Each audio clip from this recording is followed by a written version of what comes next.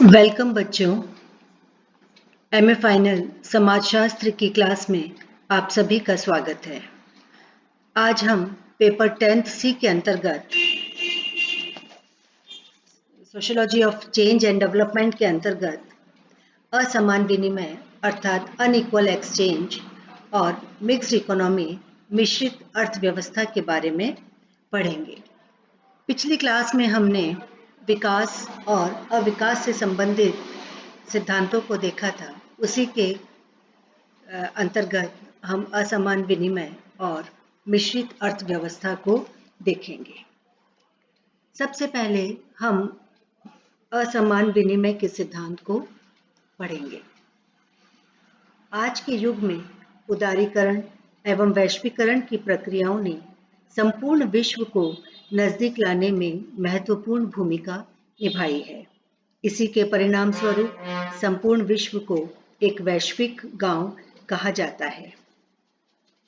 एक प्रक्रिया के रूप में वैश्वीकरण को राष्ट्रीय अर्थव्यवस्था के विश्व अर्थव्यवस्था से अंतर्ग्रंथन के रूप में परिभाषित किया जा सकता है।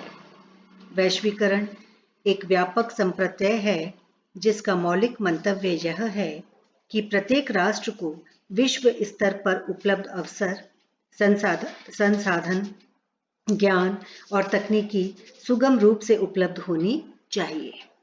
इसमें एक अन्य आधारभूत मान्यता यह भी है कि विश्व स्तर पर उपलब्ध सुविधाओं तक प्रत्येक राष्ट्र की पहुंच तभी संभव है जबकि विभिन्न राष्ट्रों के मध्य पूंजी, तकनीकी, मानव संसाधनों, कच्चे माल तथा निर्मित वस्तुओं का आवागमन निर्बाध रूप से हो।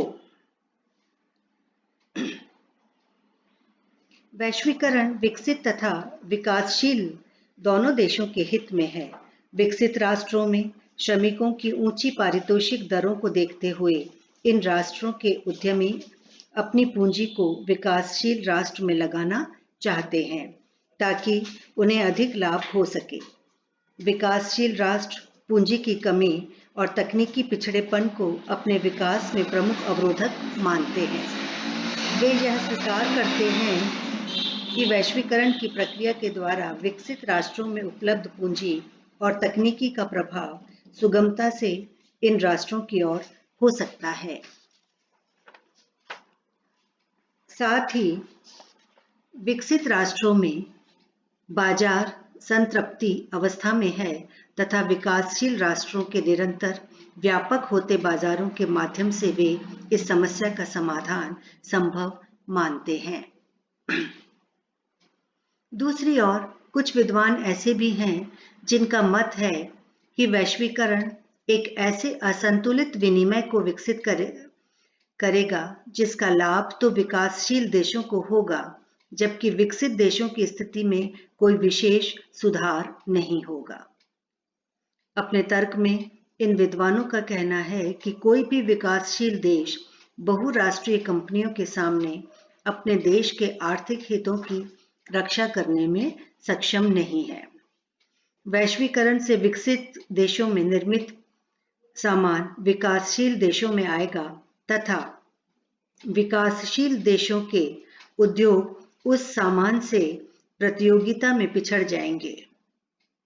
अन्य शब्दों में स्थानीय उद्योग इतनी कम कीमत पर उन वस्तुओं को नहीं बेच पाएंगे जितना कि विकसित देशों के उद्योग अथवा बहुराष्ट्रीय कंपनियां बेच पाएंगी।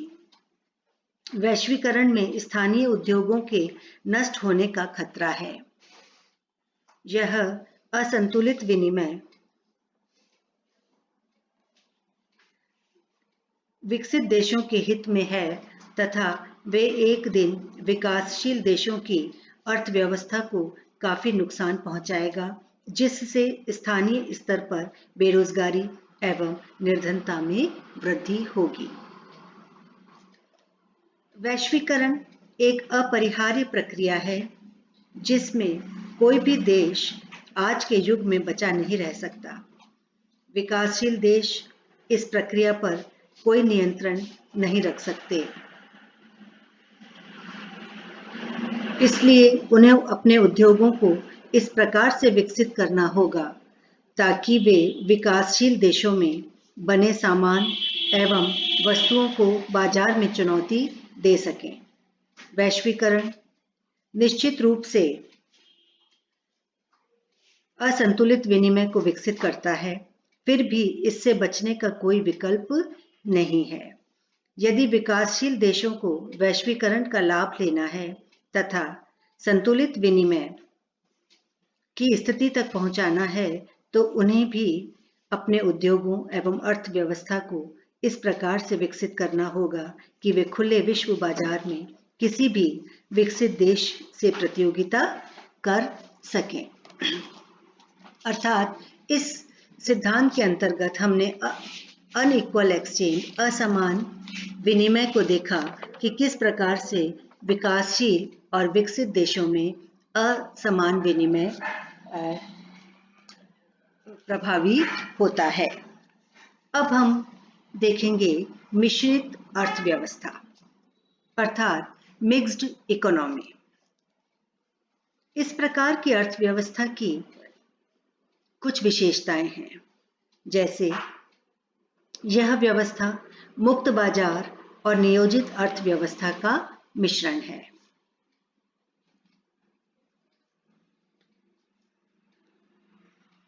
नियोजित अर्थव्यवस्था से अभिप्राय है कि सरकार ही निर्धारित करती है कि क्या उत्पादन करना है, कैसे उत्पादन करना है और किन के लिए उत्पादन करना है, तथा संसाधनों का स्वामित्व सरकार के हाथ में होता है और सरकार ही वस्तुओं और सेवाओं का नियोजन करती है। दूसरा, इस व्यवस्था में उत्पादन की क्रियाएं व्यक्तियों द्वारा निजी रूप से तथा सरकार द्वारा चलाई जाती हैं। राष्ट्रीय सुरक्षा संबंधी उत्पादन क्रियाएं जैसे सुरक्षा, युद्ध सामग्री, निर्माण आदि केवल सरकार द्वारा ही चलाई जाती है। नेक्स्ट, निजी व्यक्तियों द्वारा उत्पादित सामग्री व सेवाओं के मूल्य बाजार की शक्तियों द्वारा निर्धारित होते हैं और सरकार द्वारा उत्पादित सामग्री का मूल्य निर्धारण सरकार द्वारा किया जाता है। उत्पादन क्रियाओं से सरकार की भागीदारी का उद्देश्य लाभ अर्जित करना नहीं वरन जनसाधारण की भलाई होता है। मिश्रित अर्थव्यवस्था की मुख्य विशेषता है कि निजी उत्पादकों एवं सरकारी उत्पादकों अर्थात निजी उद्यमी और सार्वजनिक उद्यमी का सह अस्तित्व। राष्ट्रीय सुरक्षा संबंधी उत्पादन कार्यों के अतिरिक्त सरकार उन कामों को भी करती है जिन्हें निजी उद्यमी अलाभकारी या अपनी सामर्थ्य के बाहर समझते हैं। भारत, पाकिस्तान और नेपाल मिश्रित अर्थव्यवस्था के कुछ उदाहरण हैं। इसी संदर्भ में हम देखेंगे कि भारतीय अर्थव्यवस्था की भी कुछ अपनी विशेषताएं हैं। जैसे भारत मूलतः कृषि प्रधान देश है और यहाँ अधिकांश लोग कृषि पर निर्भर हैं। विकसित देशों की तुलना में यहाँ 60% से अधिक कार्यशील जनसंख्या कृषि के काम में लगी है,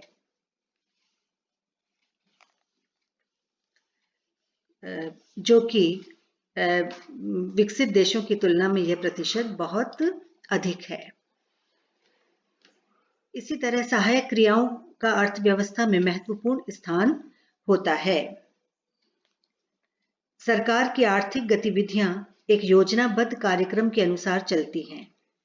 हमारी सरकार प्रत्येक 5 वर्ष बाद एक पंचवर्षीय योजना बनाती है और उसमें सार्वजनिक क्षेत्र के सभी उपक्रमों और उनके प्रशासनिक तंत्र को सम्मिलित करती हैं ताकि इस उपलब्ध सभी आय और संसाधनों को भारतीय अर्थव्यवस्था के विभिन्न भागों और क्षेत्रों में आवंटित किया जा सके।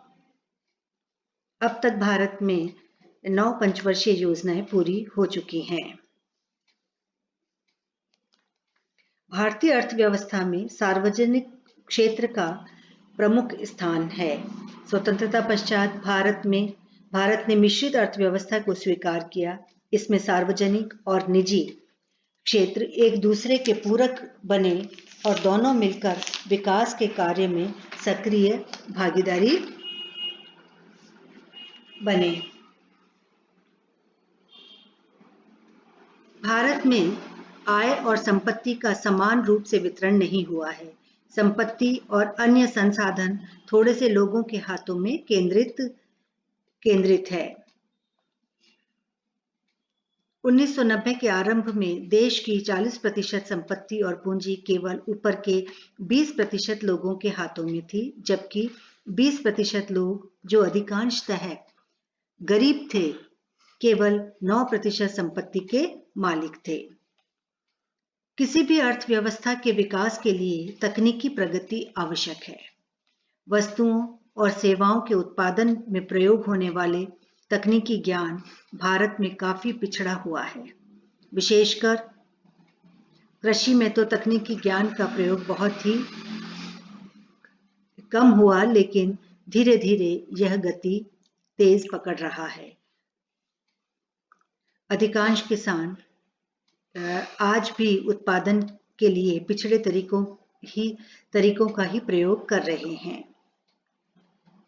अतः भारतीय अर्थव्यवस्था की अपनी कुछ विशेषताएं हैं। Thank you.